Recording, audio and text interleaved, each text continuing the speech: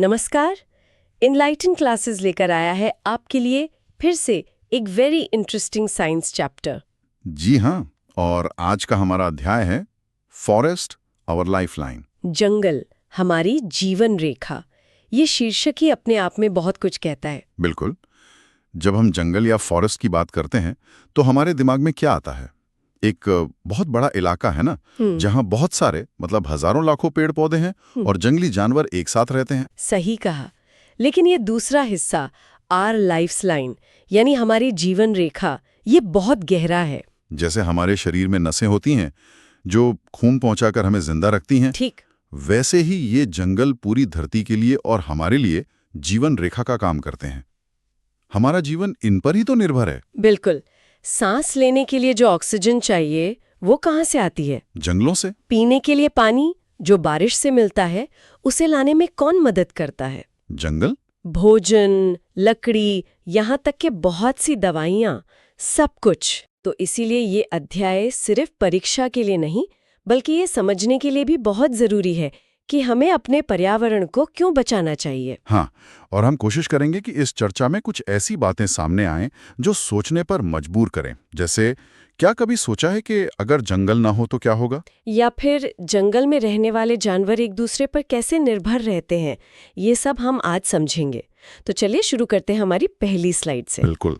पहली स्लाइड का शीर्षक है फॉरेस्ट्स आर लाइफलाइन। तो इसमें हम 3 मुख्य बातें समझने वाले हैं। पहली, कि जंगल का असली मतलब क्या है। दूसरी, कि धरती पर जीवन के लिए इसका क्या महत्व है। और तीसरी, कि इसे हमारी जीवन रेखा आखिर कहते क्यों हैं। स्लाइड में एक डायग्राम भी है, फॉरेस्ट लाइफलाइन फ्लो। हाँ, ये डायग्राम दिखाता है कि कैसे इंसान, जंगल, पौधे और ऑक्सीजन, बारिश, ये सब एक साइकिल में, एक चक्र में एक दूसरे से जुड़े हुए हैं। तो चलिए पहले बॉक्स से शुरू करते हैं, मीनिंग ऑफ फॉरेस्ट्स। इसमें पहला बिंदु है large area covered with trees and plants. इसका मतलब है एक बहुत बड़ा क्षेत्र जो पेड़ों और पौधों से ढका हो। बिल्कुल। यहाँ लार्ज एरिया पे ध्यान देना जरूरी है। एक दो पेड़ों के बगीचे को हम जंगल नहीं कह सकते। जंगल मतलब एक विशाल क्षेत्र जहां तक नजर जाए पेड़ पौधे ही दिखें। अगला बिंदु है होम ऑफ वाइल्ड लाइफ, यानी जंगली जीवों का घर। जंगल सिर्फ पेड़ पौधों का घर नहीं है। सही। वहां तो अनगिनत जंगली जीव रहते हैं, शेर, हाथी, हिरण, तरह तरह के पक्षी, कीड़े मकोड़े। इन सब का घर जंगल ही है। और तीसरा बिंदु है नेचुरल इकोसिस्टम। नेचुरल इकोसिस्टम, ये इकोसिस्टम शब्द बहुत आता है, इसका क्या मतलब हुआ? इकोसिस्टम का मतलब है एक ऐसा सिस्टम जहां सभी जीवित मतलब लिविंग और निर्जीव मतलब नॉन लिविंग चीजें एक दूसरे पर निर्भर करती हैं। अच्छा। और जंगल एक प्राकृतिक इकोसिस्टम है, मतलब इसे इंसानों ने नहीं बनाया।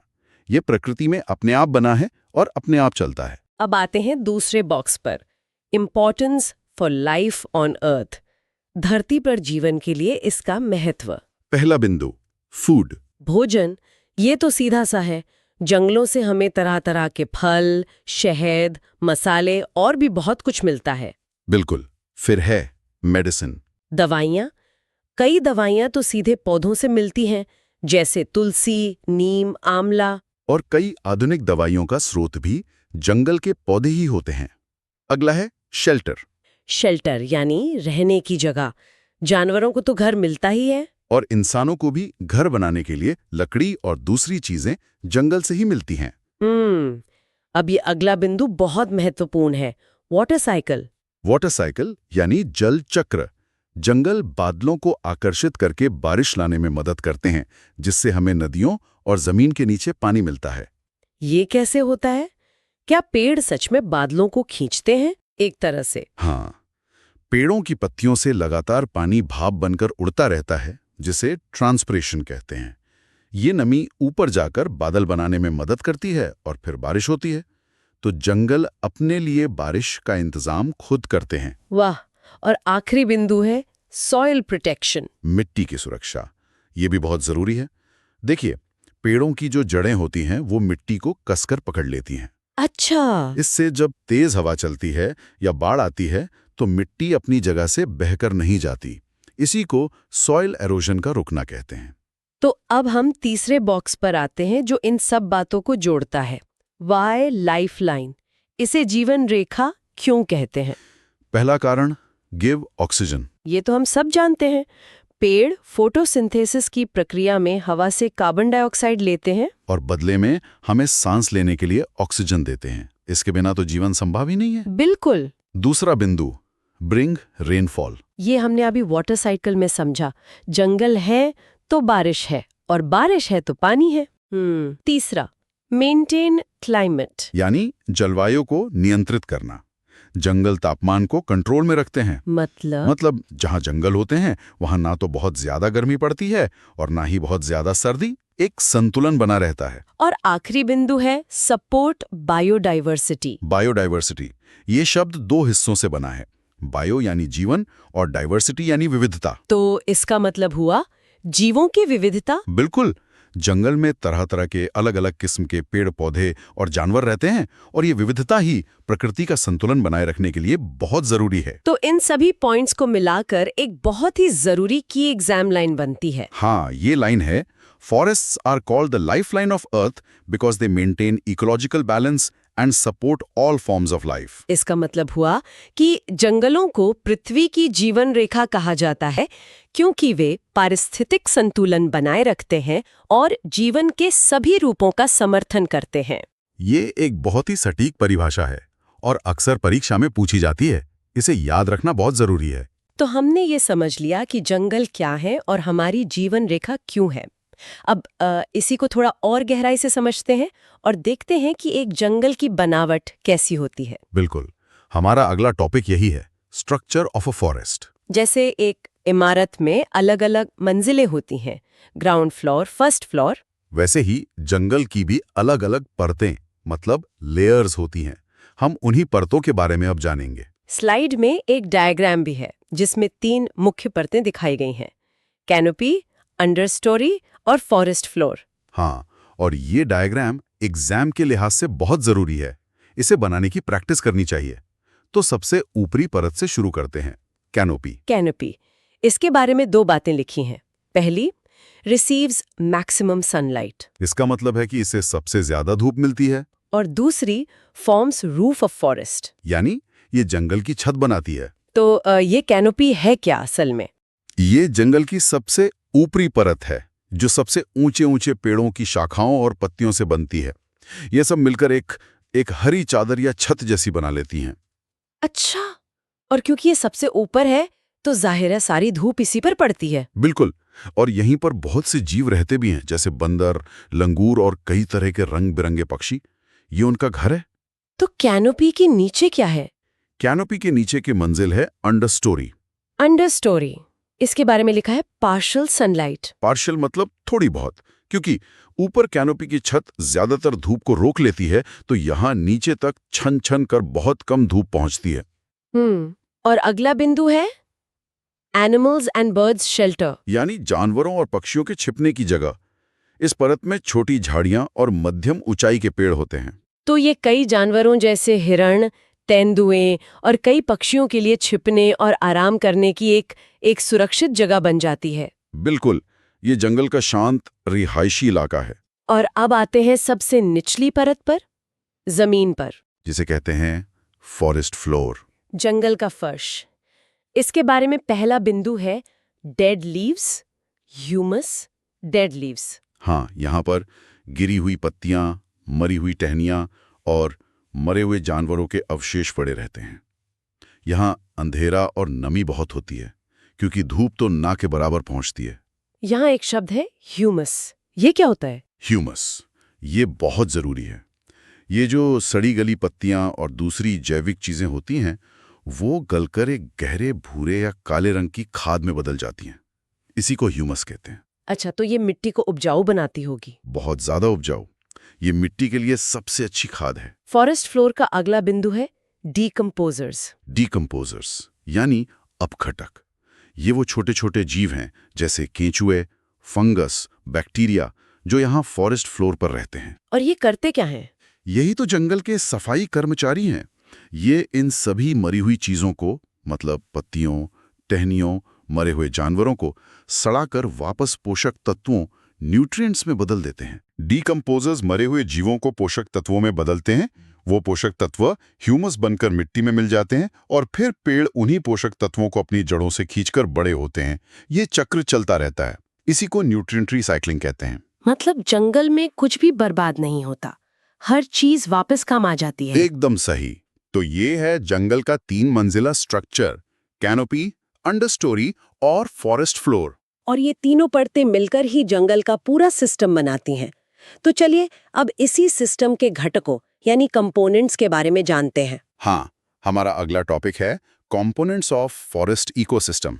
अब हम ये जानेंगे कि जंगल का जो इकोसिस्टम है वो किन किन चीजों से मिलकर बना है। और डायग्राम के बीच में एक बहुत जरूरी बात लिखी है, all components depend on each other. मतलब सभी घटक एक दूसरे पर निर्भर करते हैं, कोई भी अकेला नहीं है। बिल्कुल। तो जंगल के इकोसिस्टम में 2 तरह के कंपोनेंट्स होते हैं। पहले हैं लिविंग कंपोनेंट्स, बायोटिक। बायोटिक, मतलब जीवित। इसके उदाहरण हैं प्लांट्स, एनिमल्स, माइक्रो ऑर्गेनिजम्स। यानी जंगल में मौजूद सभी जीवित चीजें जैसे पेड़ पौधे, जानवर और माइक्रो ऑर्गेनिजम्स, यानी वो छोटे छोटे जीव जिन्हें हम अपनी आंखों से नहीं देख सकते, जैसे बैक्टीरिया, ये सब बायोटिक कंपोनेंट्स हैं। और दूसरे तरह के घटक दूसरे हैं non living components, abiotic. Abiotic, मतलब निर्जीव।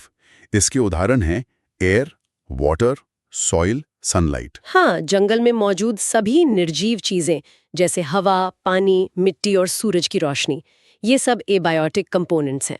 तो एक सवाल यहाँ बनता है, क्या ये जीवित चीजें यानी बायोटिक कंपोनेंट्स इन निर्जीव चीजों के बिना रह सकती हैं? बहुत अच्छा सवाल है।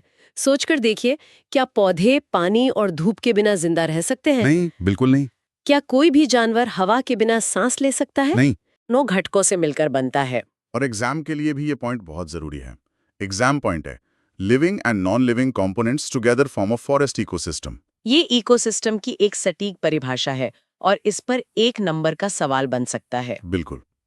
तो अब जब हमने जंगल के कंपोनेंट्स को समझ लिया है, तो चलिए अब जंगल की एक और बहुत ही खासियत को देखते हैं। और वो है फॉरेस्ट बायोडाइवर्सिटी। फॉरेस्ट बायोडाइवर्सिटी, इसकी परिभाषा दी गई है, biodiversity means variety of life forms in a forest. Biodiversity यानी जैव विविधता। हमने पहले भी इस शब्द पर बात की थी। हाँ, बायो मतलब जीवन और डाइवर्सिटी मतलब विविधता। तो इसका सीधा सा मतलब हुआ जीवन में विविधता। मतलब जंगल में पाए जाने वाले अलग-अलग तरह के पेड़ पौधे और जानवर। बिल्कुल, उसी को फॉरेस्ट बायोडाइवर्सिटी कहते हैं। तो पहले पौधों की बात करते हैं, वैरायटी ऑफ प्लांट्स। इसमें 4 तरह के उदाहरण दिए हैं, ट्रीज, श्रब्स, हर्ब्स, क्लाइंबर्स। हाँ, जंगल में सिर्फ बड़े बड़े पेड़ ही नहीं होते। ट्रीज यानी पेड़ तो होते ही हैं, जिनके तने बड़े और मजबूत होते हैं। उनके अलावा श्रब्स यानी झाड़ियां भी होती हैं। जी हाँ। ये छोटे होते हैं और इनमें एक की जगह कई तने होते हैं। फिर हैं हर्ब्स यानी जड़ी बूटियां। ये तो बहुत ही छोटे पौधे होते हैं जिनके तने नरम होते हैं। और आखिर में क्लाइंबर्स यानी बेलें। ये वो पौधे हैं जो किसी पेड़ या दीवार के सहारे ऊपर चढ़ते हैं। तो ये सब मिलकर पौधों की विविधता बनाते हैं। अब देखते हैं इंपॉर्टेंस ऑफ प्लांट्स। पौधों का महत्व क्या है? पहला बिंदु है ऑक्सीजन। ये तो सबसे जरूरी है। पौधा हमें सांस लेने के लिए ऑक्सीजन देते हैं। दूसरा है बैलेंस ऑफ इकोसिस्टम। पौधे इकोसिस्टम का आधार हैं। ये खाना बनाते हैं और बाकी सब जीव उन पर निर्भर करते हैं। तो ये प्रकृति का संतुलन बनाए रखते हैं। और तीसरा फूड एंड मेडिसिन्स। भोजन और दवाइयाँ ये तो हमें पौधों से मिलती ही हैं। अब आते हैं जानवरों की विविधता पर, वैरायटी ऑफ एनिमल्स। इसके उदाहरण हैं mammals, birds, reptiles, insects. Mammals यानी स्तनधारी जीव जैसे बाघ, हाथी, हिरन। बर्ड्स यानी पक्षी जैसे तोता, मोर, बाज। रेप्टाइल्स यानी रेंगने वाले जीव जैसे सांप, छिपकली, कछुआ। और इंसेक्ट्स यानी कीड़े मकोड़े जैसे तितली, मधुमक्खी, टिड्डा। ये सब मिलकर जंगल की एनिमल बायोडाइवर्सिटी बनाते हैं। और इनका क्या महत्व है? Importance of animals. पहला, बैलेंस ऑफ इकोसिस्टम। ये भी इकोसिस्टम का संतुलन बनाए रखते हैं। हाँ, ये फूड चेन का हिस्सा हैं। कौन किसको खाएगा, किसकी आबादी कितनी बढ़ेगी, ये सब जानवर ही नियंत्रित करते हैं। दूसरा बिंदु है फूड एंड हेल्थी। यहाँ शायद मतलब है कि वो भोजन श्रृंखला का हिस्सा हैं और इकोसिस्टम को स्वस्थ रखते हैं। जैसे कुछ जानवर परागण में मदद करते हैं, कुछ बीजों को फैलाने में। तो पौधों और जानवरों की ये विविधता मिलकर ही जंगल को एक मजबूत सिस्टम बनाती है। बिल्कुल, और यही हमारा एग्जाम पॉइंट भी है। Greater biodiversity makes forests healthy, stable and sustainable. यानी जंगल में जितनी ज्यादा तरह के जीव जंतु और पेड़ पौधे होंगे, जंगल उतना ही ज्यादा स्वस्थ, हेल्दी, स्थिर, स्टेबल और टिकाऊ, सस्टेनेबल होगा। वो किसी भी मुश्किल का सामना आसानी से कर पाएगा। तो ये जो इतनी सारी विविधता है, इतने सारे जीव जंतु हैं, ये आपस में जुड़े कैसे रहते हैं? ये जुड़े रहते हैं भोजन के जरिए। ऊर्जा एक जीव से दूसरे जीव में भोजन के रूप में जाती है, और यही हमारा अगला टॉपिक है। Food chain, food web, decomposers. इसकी पहली लाइन है, energy flows through organisms in a forest. मतलब जंगल में ऊर्जा एक जीव से दूसरे जीव में बहती है। बिल्कुल, और इसी बहाव को समझने के दो तरीके हैं। पहला है फूड चेन। परिभाषा है food chain equals linear flow of energy. Linear का मतलब है एक सीधी रेखा में। फूड चेन ये दिखाती है कि कौन किसको खाता है। ये ऊर्जा का एक सीधा सा रास्ता है। जैसे डायग्राम में दिखाया गया है, घास को खाता है इंसेक्ट, कीड़ा। फिर उस कीड़े को खाता है फ्रॉग, मेंढक। मेंढक को खाता है स्नेक, सांप। और सांप को खा जाता है ईगल, बाज। तो ये ऊर्जा का एक सीधा रास्ता हो गया, घास से कीड़े में, कीड़े से मेंढक में और इसी तरह आगे। लेकिन असल जंगल में क्या सब कुछ इतना सीधा होता है? क्या मेंढक सिर्फ कीड़े ही खाता है या सांप सिर्फ मेंढक? नहीं, बिल्कुल नहीं। और इसीलिए फूड चेन से ज्यादा बेहतर तरीका है फूड वेब। Food web? इसकी परिभाषा है food web equals network of food chains. यानी बहुत सारी फूड चेन्स का एक जाल, एक नेटवर्क। ये कैसे? देखिए, असल जंगल में कोई भी जानवर सिर्फ एक ही चीज नहीं खाता, और उसे भी सिर्फ एक ही जानवर नहीं खाता। अच्छा। जैसे डायग्राम में देखें तो हिरण घास खाता है और उससे बाघ खाता है, लेकिन खरगोश भी तो घास खाता है और खरगोश को शायद बाज खा जाए। हाँ, और मेंढक कीड़े खाता है, पर उसे सांप के अलावा बाज भी तो खा सकता है। बिल्कुल। तो जब ये सारी फूड चेन्स आपस में जुड़ जाती हैं तो एक जटिल जाल बन जाता है। इसी को फूड वेब कहते हैं। ये जंगल की असली तस्वीर दिखाता है। तो अब इस चेन और वेब में एक कड़ी और बाकी है, जो शायद सबसे जरूरी है। हाँ, और वो हैं डीकम्पोजर्स। इसके उदाहरण हैं फंजाई, बैक्टीरिया। ये वो छोटे जीव हैं जो मरे हुए पौधों और जानवरों को सड़ाकर उन्हें वापस मिट्टी में मिला देते हैं। हमने इनके बारे में फॉरेस्ट फ्लोर में भी पढ़ा था। और यहाँ एक न्यूट्रिएंट रिसाइकलिंग साइकिल का डायग्राम भी है। हाँ, ये चक्र दिखाता है कि ये डीकम्पोजर्स कितने जरूरी हैं। देखिए, चक्र शुरू होता है डेड प्लांट्स एंड एनिमल्स से। मरे हुए पौधे और जानवर इनको डीकम्पोजर्स तोड़ते हैं, मतलब ब्रेक डेड मैटर। अच्छा, उन्हें सड़ाते गलाते हैं, जिससे बनते हैं न्यूट्रिएंट्स इन सॉइल, मिट्टी में पोषक तत्व। और इन पोषक तत्वों का इस्तेमाल कौन करता है? इनका इस्तेमाल करते हैं प्लांट्स, यानी पौधे। वो इन्हें जड़ों से सोख लेते हैं। फिर पौधों को खाते हैं एनिमल्स, यानी जानवर। और जब ये पौधे और जानवर मर जाते हैं तो ये चक्र फिर से शुरू हो जाता है। डीकम्पोजर्स अपना काम शुरू कर देते हैं। इसी को न्यूट्रिएंट रिसाइकलिंग कहते हैं। तो डीकम्पोजर्स के बिना तो ये चक्र ही टूट जाएगा, मिट्टी को पोषक तत्व वापस मिलेंगे ही नहीं। बिल्कुल, इसीलिए हमारा एग्जाम पॉइंट है decomposers maintain soil fertility and ecosystem balance. यानी डीकम्पोजर्स मिट्टी की उर्वरता, फर्टिलिटी और इकोसिस्टम का संतुलन बनाए रखने के लिए बहुत जरूरी हैं। इन्हें प्रकृति का सफाई कर्मी या नेचर्स रिसाइकलर्स भी कहा जाता है। तो ये सब कुछ, ये परतें, ये घटक, ये फूड वेब, ये सब मिलकर जंगल को एक बहुत ही खास सिस्टम बनाते हैं। हाँ, ये जंगल को एक जीवित और हमेशा चलते रहने वाले सिस्टम की तरह बनाते हैं। और यही हमारा अगला और आखिरी कॉन्सेप्ट है, forest as a dynamic living system. Dynamic का मतलब है हमेशा सक्रिय और बदलने वाला, और लिविंग सिस्टम का मतलब है एक जीवित तंत्र। तो हम ये समझेंगे कि जंगल एक जीवित और हमेशा चलते रहने वाले सिस्टम की तरह कैसे काम करता है। परिभाषा है, dynamic system is equals to continuous interaction plus energy flow plus nutrient recycling. यानी जंगल एक डायनामिक सिस्टम है क्योंकि इसमें जीवों के बीच लगातार बातचीत होती रहती है। ऊर्जा का प्रवाह होता रहता है और पोषक तत्वों का चक्र यानी न्यूट्रिएंट रिसाइकलिंग भी चलता रहता है। ये 3 सिद्धांतों पर काम करता है। पहला है इंटरडिपेंडेंस, यानी आपसी निर्भरता। डायग्राम में ये साफ दिखता है। सन, सूरज से ऊर्जा लेकर प्लांट्स, पौधे भोजन बनाते हैं। पौधों को खाते हैं इंसेक्ट्स, कीड़े, कीड़ों को फ्रॉग, मेंढक, मेंढक को स्नेक, सांप और उसे ईगलबाज। और जब ये सब मर जाते हैं तो डीकम्पोजर्स उन्हें वापस मिट्टी में मिला देते हैं, जिससे फिर पौधों को पोषण मिलता है। मतलब हर कोई एक दूसरे पर निर्भर है। बिल्कुल, यही पंक्ति नीचे लिखी है, all organisms depend on each other. जंगल में कोई भी अकेला नहीं रह सकता। दूसरा सिद्धांत है नेचुरल बैलेंस। जी, प्राकृतिक संतुलन। यहाँ एक तराजू का उदाहरण बहुत अच्छा है। तराजू के एक पल्ले में है प्लांट्स, एनिमल्स, मशरूम्स, मतलब सभी जीवित चीजें, और दूसरे पल्ले में है क्लीन एयर, वाटर, सॉइल, मतलब निर्जीव चीजें। जी। जंगल इन सब के बीच एक संतुलन, एक बैलेंस बनाए रखता है। और नीचे लिखा है बैलेंस कीप्स फॉरेस्ट हेल्दी। जब तक ये संतुलन बना रहता है, जंगल स्वस्थ रहता है।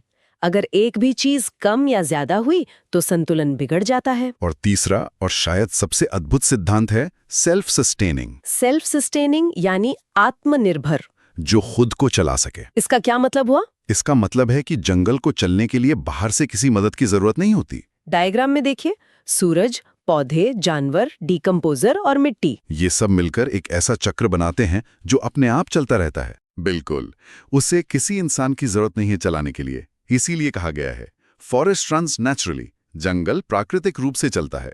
ये एक बहुत ही पावरफुल आइडिया है कि जंगल एक ऐसा सिस्टम है जो खुद को ठीक करना, खुद को चलाना और खुद को बनाए रखना जानता है। एकदम सही। और ये तीनों बातें मिलकर जंगल की एक बहुत अच्छी परिभाषा बनाती हैं, जो हमारे एग्जाम स्मार्ट पॉइंट में दी गई है। वो है forest is self regulating, self sustaining and dynamic. मतलब जंगल खुद को नियंत्रित करता है, सेल्फ रेगुलेटिंग, वो आत्मनिर्भर है, सेल्फ सस्टेनिंग, और वो हमेशा सक्रिय रहता है, डायनामिक। एक लंबे उत्तर वाले प्रश्न में ये पंक्ति बहुत काम आ सकती है। तो आज हमने देखा कि जंगल हमारे लिए कितने जरूरी हैं।